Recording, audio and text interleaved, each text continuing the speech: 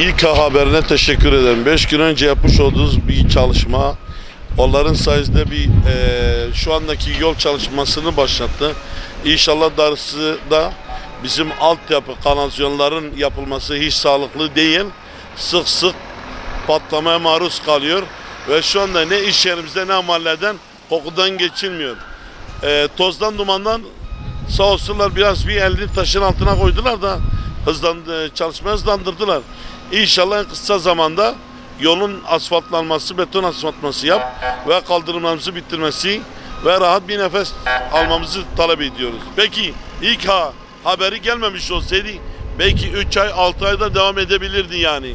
Ve artı bu altyapı çalışması ve asfalt çalışmanız alan taşeronların bir an önce hızlandırması yapılması talep ederiz.